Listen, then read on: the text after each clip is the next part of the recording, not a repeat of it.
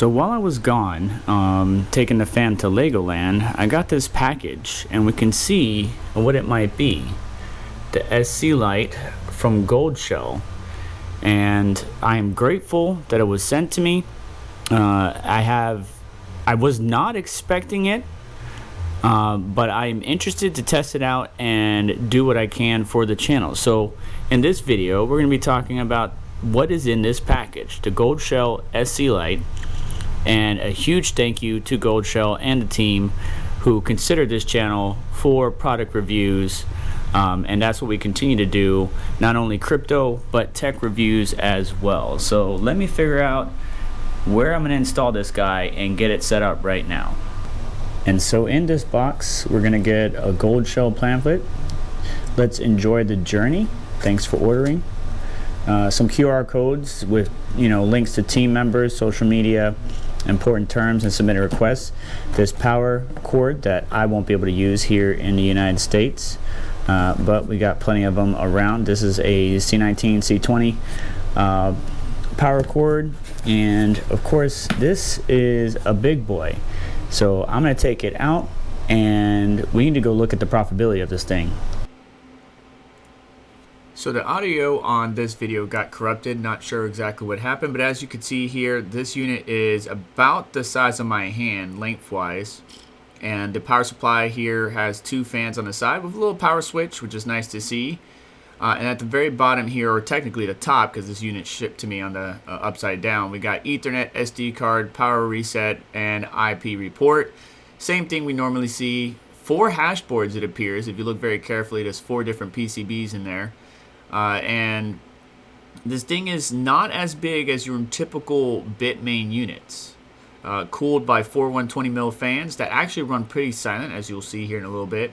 And we can see some of the components of the power supply there if you look very carefully. But this thing is not as big as some of the other Bitmain DesWe miners. So let's see how much this thing weighs. And when we put it on the scale, it's not too heavy to grab. It's just the width is bigger than my hand. So 12.5 pounds, not too terribly heavy whatsoever. This unit is going to run whisper quiet compared to most ASICs. You just need to make sure that you have the adequate power. We have a power label or warnings at the top from Goldshell, as you can see here, just in various languages, warning, just inspect the miner, be careful, improper use can cause physical damage, so on and so forth. So nothing too crazy. And then our Goldshell, serial number that we get with the unit. But straightforward, and a C19 power connector. I like it. And here it is right next to the WhatsMiner. You can see how much longer the WhatsMiner is, and if we stand the WhatsMiner up, it is taller than the SC Lite. But the WhatsMiner is definitely heavier than the SC Lite, not by much. Go check out my breakdown video on that. And then it's right next to the 2 S19K Pros. So I just need to get another Ethernet cable to run to my Asus unit over here, and then we got a power cable already that we can utilize to connect and power this thing on and find it on the network. So let me do that. I'd be interested to see how this unit will perform considering how hot it is outside. Outside it's about 102 degrees and inside the garage is 100 degrees. So wonder what the thermal temperatures are or will sit at after running for long term in this particular ambient air temperature. I could crack the garage door, but usually because I switched over to immersion cooling, there's no need to, because the radiator is outside or the dry cooler is. So wondering how thermals are going to perform. Probably not going to be ideal for this unit. All right, so we're powered up right now. Very quiet upon initial boot up. Should only be around 950 watts when it's running. Power supply, there's all your information right there. Model number is BP-F-1500-10-R. So I'd be very interested to know what your guys' thoughts are. If we get to 30,000 subscribers, or when we do, would you be interested if we did a giveaway and gave this away to one lucky winner? I would like for it to be the person to be in like North America to, not kill me in customs and taxes and stuff like that, but we'll see. Also, when this unit was shipped, they left the power switch on. Always check that. Make sure it's off before you plug in anything. But anyways, let's go switch over to the computer and talk about the cost and profitability. All right, so here we are at the computer, and you can see if we look up the Goldshell SC Lite in Google, we're going to get a bunch of different options. We see BT miners 980. We see eBay, somebody selling it for 1460. Crypto Miner Bros 1500. And even though this is not related to this video, just be careful with ads such as this. You know, you click on it, you're like, oh wow, 150 bucks for this AL box, guys. If you click the link, it's only just a power supply.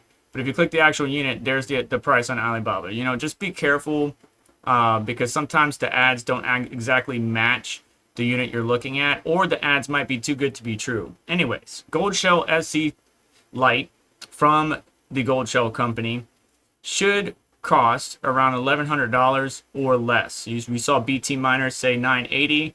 Let's go click on it and make sure, because sometimes the ad says a lower price, but then when you add to the cart, it might be a little bit higher. In this case, it looks like it's legit. But of course, when you add the cart, it's going to cost you a little bit extra in shipping. So just always do what's best for you, as I always preach to all the followers and community members that watch this channel. We should be getting about 4.4 terahash plus or minus 5% at around 950 watts plus or minus 5%, which is 216 joules per terahash. It mines only Blake 2B, which is a caveat, right? Because not everybody wants to mine or cares to mine that particular algorithm or token, but some people are dedicated and they do like mining Sidecoin and so on and so forth. But here are the rest of the metrics. If you want to know, 12.5 pounds is 9.5 kilograms. There's your dimensions, your height, weight, and all that good stuff, or your length, width, height. And then of course, you know, the fans are 2200 RPM. It's about average for what we normally see with these type of units. So let's go find it on the network and try to get it connected to a pool ASAP. So on your network, it might be different, but for me, it just shows up as QSDK. That usually happens with new ASICs. So we are able to connect to it, finding the IP. You can use Angry IP Scanner or whatever software you like. Then once you get there, you want to change the language to a language that you understand. If it is Chinese, leave it on Chinese. But here you can see we're just online. Fans are spinning around 1100 RPM, 1000 RPM, but we're not connected and doing anything because we got to go to the miner section and actually update the pool and settings and all that other good stuff, okay? So the pool, it can only mine Sidecoin or Blake 2B algo, which is Sidecoin or SCP or SC Prime. Those are your two options, right? And if we look up Psy, we can see there's 4 pools available to it. If you look up SCP, you see the pools available to it. Choose whatever pool is best for you. If you go to hashrate.no, you're not going to really see this miner on there. Even if you do look up the token or, you know, Goldshell, you're not going to see the SC Lite in here, okay? So using what we know by searching the algorithm via mining pool.stats.stream, we can see some of the tokens that we can actually mine and what pools to connect to. DX pool seems to be the one that everybody's on for SC Prime. I'm probably going to do a mixture of both, test them out, and I'll give you an update video in the future.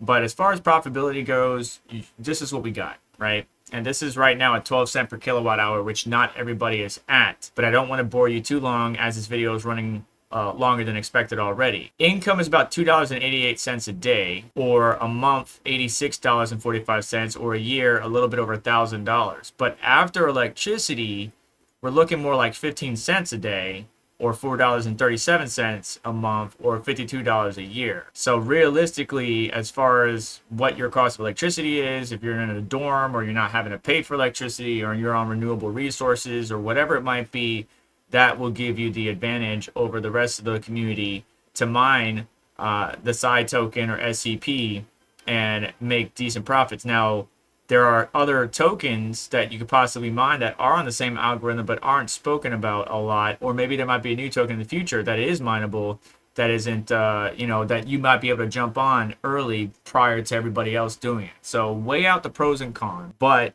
this miner is low power, so you don't have to worry about too much heat and you don't have to worry about drawing too much energy.